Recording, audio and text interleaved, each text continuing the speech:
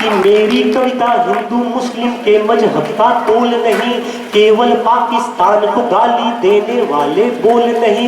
मेरी कविता राजनीति के नारों की आवाज नहीं, मेरे हिस्से सरकारों का अब तक कोई ताज नहीं।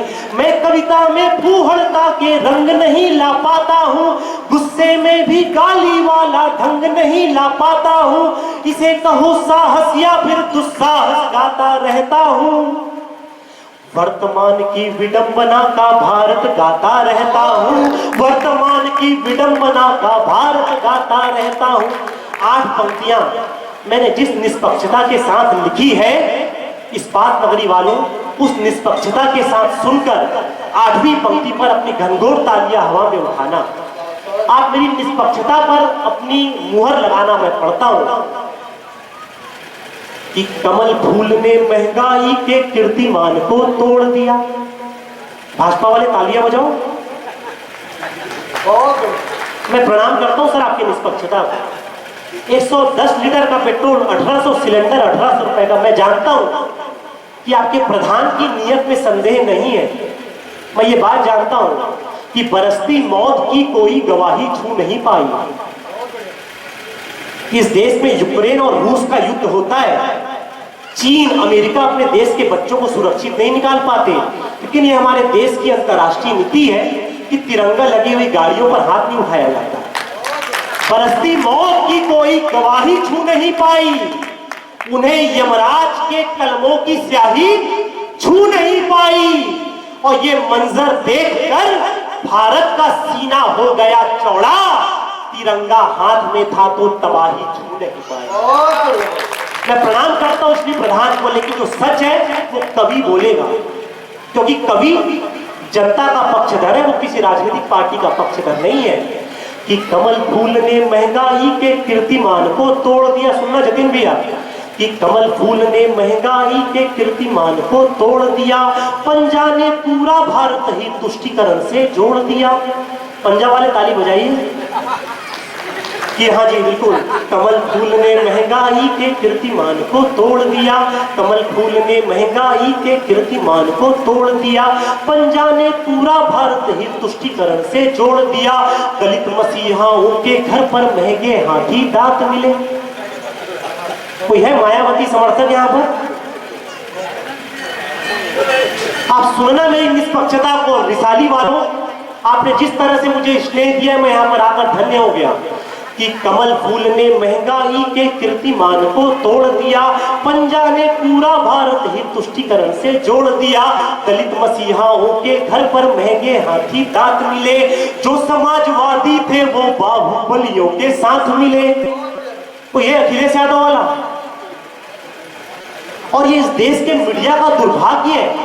हरियाणा की 4 बेटियों ने वर्ल्ड बॉक्सिंग चैंपियनशिप में स्वर्ण पदक जीता, और सुबह मीडिया ये दिखा रहा है कि गाड़ी पलटेगी कि नहीं पलटेगी। एक गुंडे की शोभा यात्रा दिखाई जा रही है। ये कैसा मीडिया है कि आज कलम और कागज का मैं दंगा करने वाला हूं, मीडिया की सच्चाई को मैं नंगा करने वाला हूं। मीडिया जिसको लोकतंत्र का चौथा खंभा होना था, खबरों की पावनता में जी जिसको गंगा होना था, आज वही दिखता है हमको वैश्या के किरदारों में बिकने को तैयार खड़ा है गली चौक बाजारों में। ये मीडिया कोई पत्रकार बंधु ईमानदार हो तो मैं उनसे क्षमा प्रार्थी हूं, लेकिन इलेक्ट्रॉनिक मीडिया का यही हाल हो गया है कि आज कलम और कागज का मैं दंगा करने वाला हूं, मीडिया की सच्चाई को मैं नंगा करने वाला हूं। मीडिया जिसको लोकतंत्र का चौथा खंभा होना था, खबरों की पावनता में जी जिसको गंगा होना था, आज वही दिखता है हमको वैश्या के किरदारों में बिकने को तैयार खड़ा है गली चौक बाजारों में। दाल में काला होता है तो काली दाल दिखाते हो, सुरा सुंदरी उपहारों की खूब मलाई खाते हो,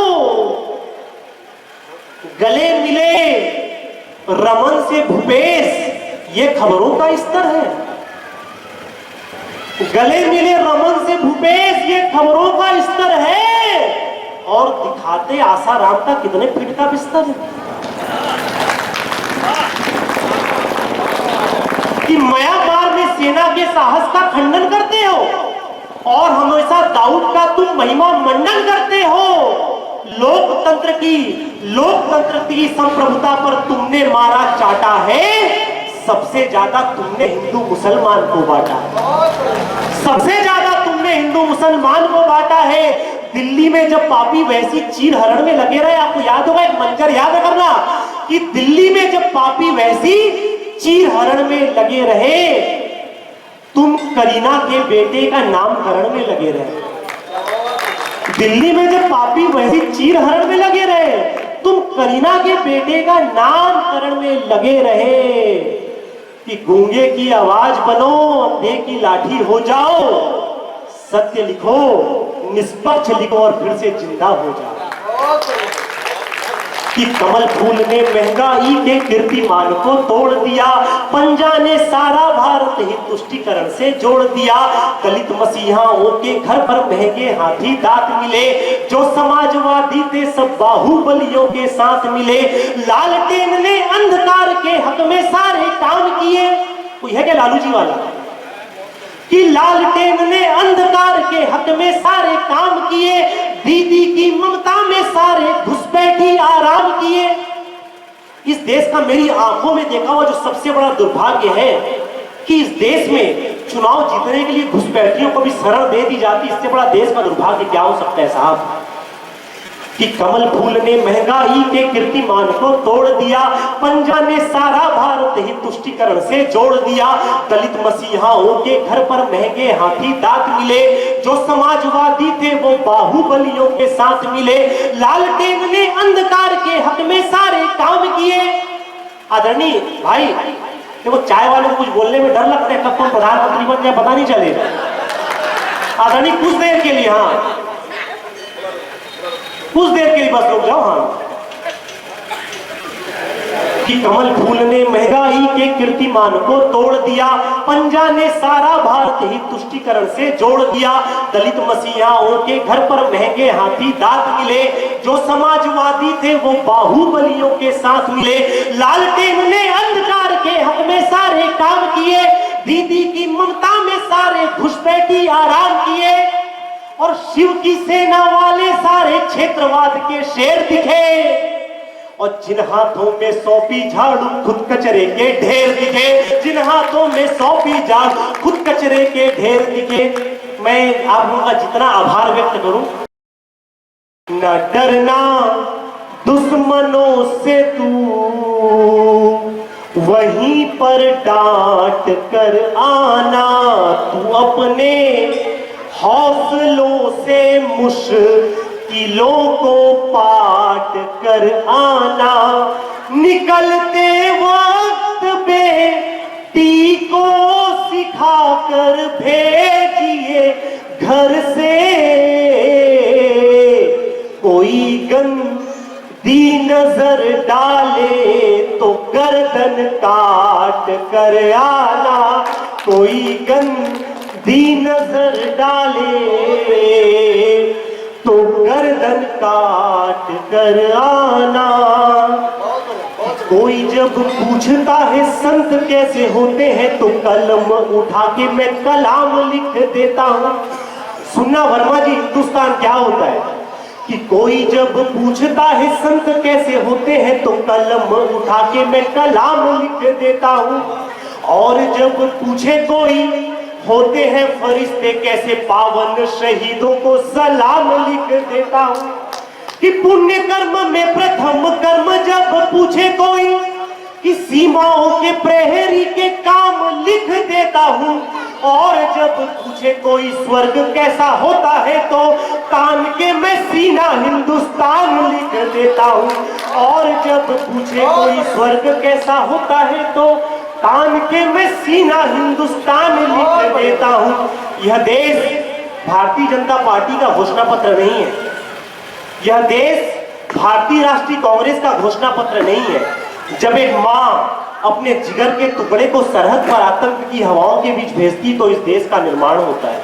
मैं 4 पंक्तियां पढ़ता हूं कि शीश को कटाने और काटने का प्रण लिया, कि शीश को कटाने और काटने का प्रण लिया, प्रण किसी हाल तोड़ते नहीं थे लाडले। कि युद्ध बीच सिंह सी दहाड़ मारते सपूत, कदमों को कभी मोड़ते नहीं थे लाडले। कि वीरता के नए प्रतिमान गढ़ते रहे हैं और कायरता कभी ओढ़ते नहीं थे लाडले। कि गोलियों के आगे सीना तान के खड़े रहे थे, हाथ से तिरंगा छोड़ते नहीं थे लाडले। कि गोलियों के आगे सीना तान के खड़े रहे थे, हाथ से तिरंगा छोड़ते नहीं थे लाडले। और वर्मा जी, पारकर जी, जब हम छोटे थे तो हमसे पूछा जाता था कि घर में घुसकर मारना किसे कहते। हमें सोचना पड़ता था। हम बताते थे कि चिंटू की मंटू से लड़ाई हुई तो चिंटू ने घर में घुसकर मार दिया। आज हमारे सामने एक उदाहरण है, अभिनंदन भारत माँ का लाल। आज हमें सोचना नहीं पड़ता, हमें ये बताया जाता है। हाँ, दादी को प्रणाम कर रहे हैं बेटा, जिसका भी प्रिंट आउट है मैं आपको प्रणाम करता हूँ। तो अपनी दुकानदारी जमाएगा तो मेरी दुकानदारी फेल हो जाएगी। बिल्कुल हाँ, तो आप सभी की उपस्थिति में तो उसे सोचना नहीं पड़ता। मैं 4 पंक्तियां पढ़ता हूँ। कि काल के कपाल पर ठोक कर ताल लाल, कि काल के कपाल पर ठोक कर ताल लाल, शत्रुओं के शीश को उछाल कर आ गया। और टकटकी लगाए घुसपैठियों को मार कर, सरहदों के संकटों को टाल कर आ गया। और जिन्हें हथियारों वाली भाषा जाननी थी, उन्हें एक झटके में ही हलाल कर आ गया। और लाल के ललाट की ये लालिमा बता रही है, लाल रणभूमि लाल लाल कर आ गया। लाल के ललाट की ये लालिमा बता रही है, लाल रणभूमि लाल लाल कर आ गया। और दोस्तों, एक मेरा छंद जो कि हिंदुस्तान के सर्वाधिक वायरल छंदों में से एक रहा। एक मास्टर साहब एक शहीद के बेटे से बोलते हैं कि बेटे, तिरंगे में कितने रंग होते हैं। उस शहीद का बेटा सोचता है और बोलता है कि मास्टर साहब, तिरंगे में 5 रंग होते हैं। पूरी कक्षा हंसने लग जाती है। मास्टर साहब गुस्सा करते बोलते हैं, बेवकूफ, तुझे पता नहीं कि तिरंगे में कितने रंग होते हैं? आंख बंद कर और याद कर। वो शहीद का बेटा आंख बंद करता है और याद करता है, बोलता है मास्टर साहब, मुझे 5 रंग याद आ रहे हैं।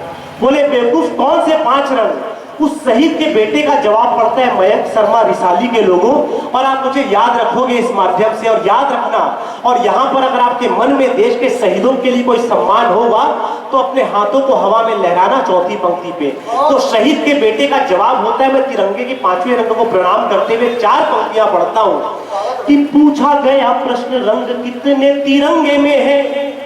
कि पूछा गया प्रश्न, रंग कितने तिरंगे में है। आया जो जवाब 5 तो हुआ बवाल था।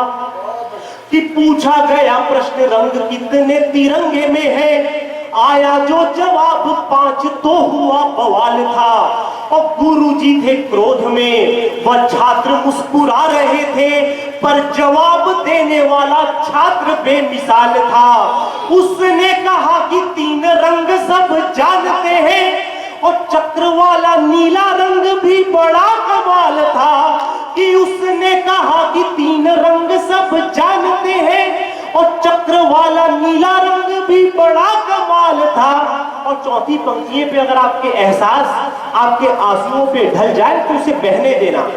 कि पूछा गया प्रश्न, रंग कितने तिरंगे में है। आया जो जवाब 5 तो हुआ बवाल था।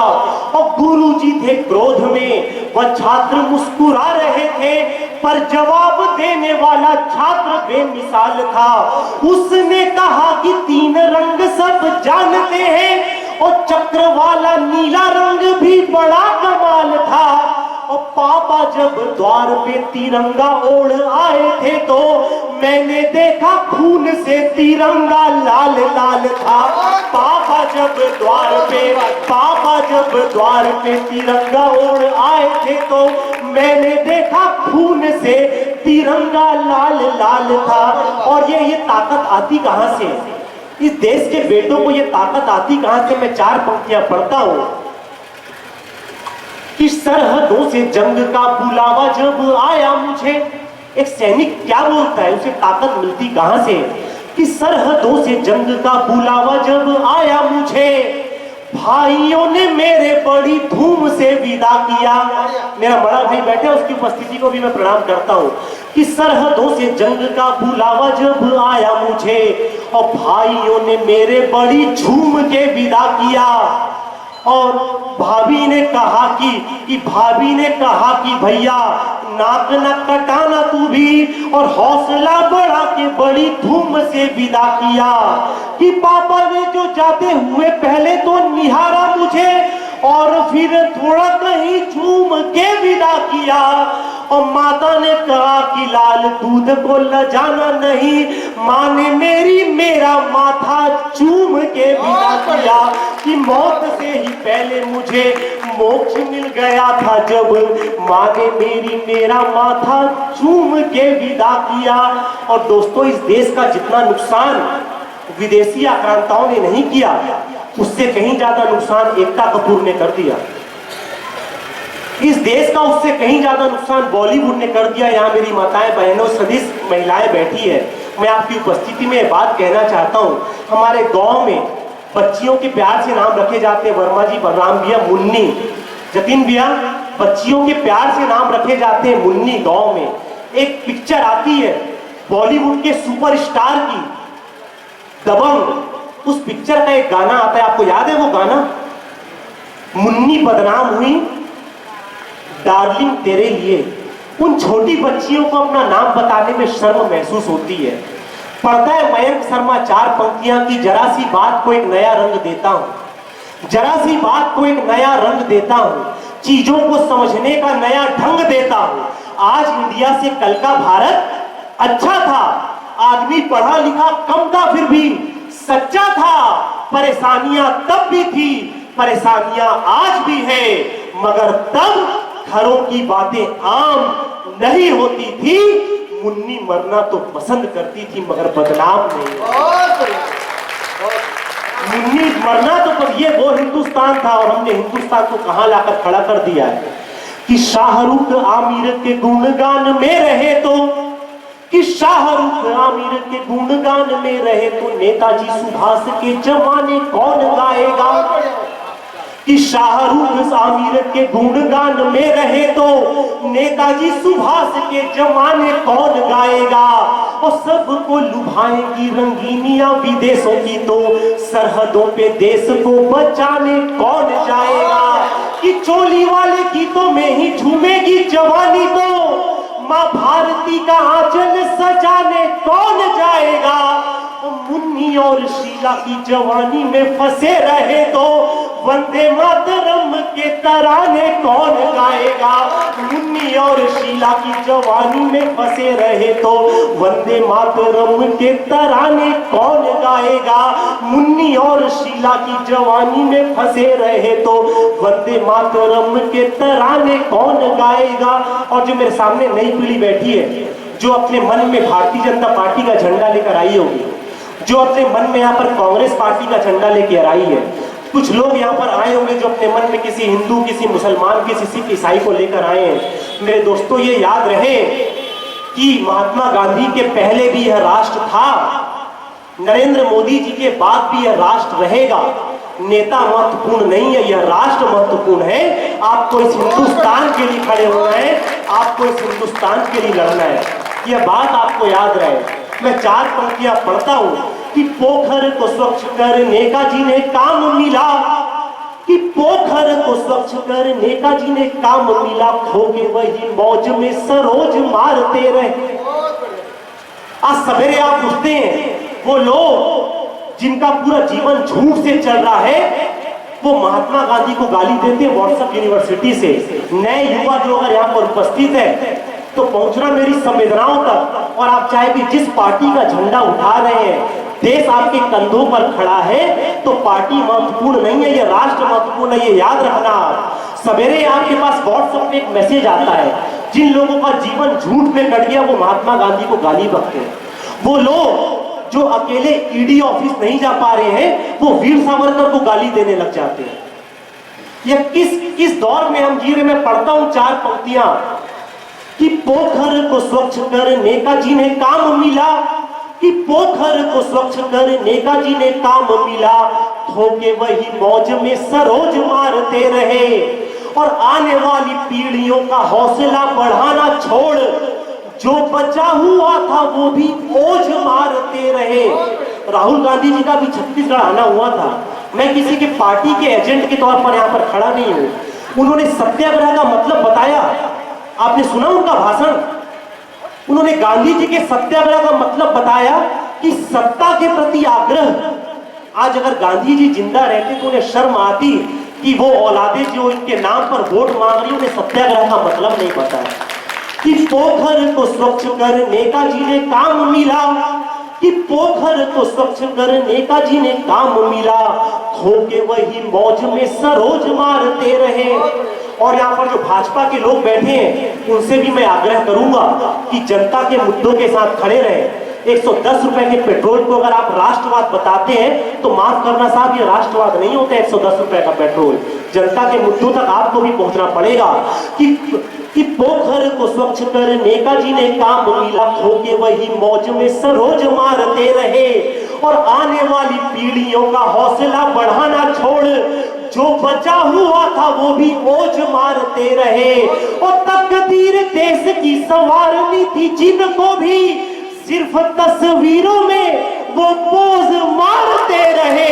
कि तकदीर देश की संवारनी थी जिनको भी सिर्फ तस्वीरों में वो पोज मारते रहे। और गोडसे ने गांधी जी को सिर्फ एक बार मारा, और गांधी के पुजारी उन्हें रोज मारते रहे। और गोडसे ने गांधी जी को सिर्फ एक बार मारा, और गांधी के पुजारी उन्हें रोज मारते रहे। हमें 2-3 महत्वपूर्ण कवियों को भी सुनना है, तो मेरा काव्य पाठ तो बहुत लंबा है, बस मैं 2-3 मुक्तक पढ़ के अपने काव्य पाठ को विराम देता हूं। जय।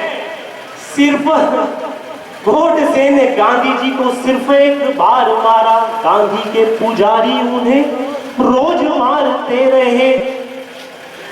मैं भी जब होटल पे रुका था तो मुझसे बहुत सारे युवा नेता मिलने आए। और वर्मा जी आजकल समस्या क्या है कि वार्ड की जनसंख्या 100 और उसमें 90 युवा नेता रहते हैं, तो समझ में नहीं आता कि चुनाव कौन लड़ेगा, वोट कौन डालेगा। यहाँ पर बहुत से लोग राजनीति से उपस्थित हैं। आदरणीय शैलेंद्र भैया भी उपस्थित है, मंडल अध्यक्ष हैं, बहुत अच्छा संचालन कर रहे थे। मैं उनको सुन के ही समझ गया कि मोदी जी से इन्होंने बोलना सीखा है। तो यहाँ जो कुर्सियां खाली भी, कमजोर चेहरे की रवानी हो जाएगी और जिंदगी पानी पानी पानी हो जाएगी। और दूसरों के लिए कुर्सियां अगर छोड़ने लगोगे तो आपकी जिंदगी भी आडवानी हो जाएगी। तो यहाँ पर जो, हाँ बिल्कुल जगह भर लीजिए। बस मैं अंतिम 3 मुक्तक पढ़ता हूँ, बस आपके आनंद का मैं प्रणाम करता हूँ। कि नेता है अगर तू तो सलामी से बच के चल। सुनिएगा वर्मा जी, हाँ आप भी काफी दौरा कर रहे फिलहाल। कि नेता है अगर तू तो सलामी से बच के चल, सलामी से बच के चल। नेता है अगर तू तो सलामी से बच के चल, सलामी से बच के चल। है कार्य जो करता तो गुलामी से बच के चल, गुलामी से बच के चल। गर हार गया है तो हौसलों से काम ले, हौसलों से काम ले। गर जीत गया है तो नीलामी से बच के चल, नीलामी से बच के चल। कोई विचार धारा नहीं झूम रहे हैं। इससे अच्छी युवा नेता की आपने डेफिनेशन नहीं सुनी होगी, लेकिन जो कर्मठ युवा नेता मैं उन्हें प्रणाम करता हूं, जो दिखावे के लिए, ग्लैमर के लिए राजनीति में है, उनके लिए मैं 4 पंक्तियां पढ़ता हूं। कोई विचार धारा नहीं झूम रहे हैं, आका की चरण पादुकाएं चूम रहे हैं। और जो पान ठेले तक की उधारी न दे सके। मैं आपकी निश्चल हंसी को प्रणाम करता हूँ सर, आप सभी की मैं निश्चल हंसी को प्रणाम करता हूँ। हाँ, हरे मैं धन्य हो गया, बिल्कुल आप भुक्तभोगी लग रहे साहब। हाँ, कोई विचार धारा नहीं झूम रहे हैं, आका की चरण पादुकाएं चूम रहे हैं। आज एक कांग्रेस का प्रबल कार्यकर्ता आया, उसने मुझे कहा कि राहुल गांधी जी के साथ बहुत बुरा हुआ। मैंने बोला क्या हो गया? कि भले उनके भाषण पर रोक लगा देना था, लेकिन चुनाव लड़ने पर रोक नहीं लगाना था। ये ऐसे कार्यकर्ता हैं जो कांग्रेस का भला सोच रहे हैं, वो भी जानते हैं कि राहुल जी के भाषण से अगले को फायदा होता है। कि कोई विचार धारा नहीं घूम रहे हैं।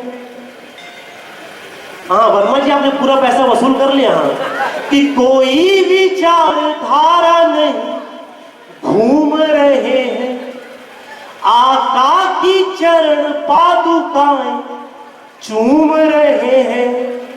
जो पान ठेले तक की उधारी न दे सके, वे लोग युवा नेता बने घूम रहे हैं। जो पान ठेले तक की उधारी न दे सके, वो लोग युवा।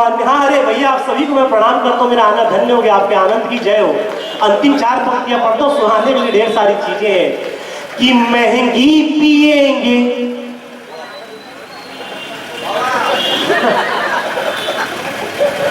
मैं आपकी चेतना को प्रणाम करता हूँ। आपने महंगी पिएंगे से समझ गया कि मैं किस पीने की बात कर रहा हूँ, और यही रिसाली और यही छत्तीसगढ़ और इसी का आनंद है। और भूपेश दाऊ से मेरी विनती है कि आपने छत्तीसगढ़ की संस्कृति को तो बहुत बढ़ाया, लेकिन ये दारू को आप बंद करा दीजिए, नहीं तो छत्तीसगढ़ डूब जाएगा इसके चक्कर पे। मैं 4 पंक्तियां पढ़ता हूँ। कि महंगी पिएंगे और लाजवाब पिएंगे, थोड़ी नहीं पिएंगे, बेहिसाब पिएंगे। जो लोग किसी पार्टी के झंडा लेकर अपना संबंध खराब करते हैं, युवा लड़के, आप खास तौर पर समझना इन 4 पंक्तियों को। महंगी पिएंगे और लाजवाब पिएंगे, थोड़ी नहीं पिएंगे, बेहिसाब पिएंगे। और तुम मार काट कर रहे हो जिनके वास्ते, वो नेता साथ बैठ कर शराब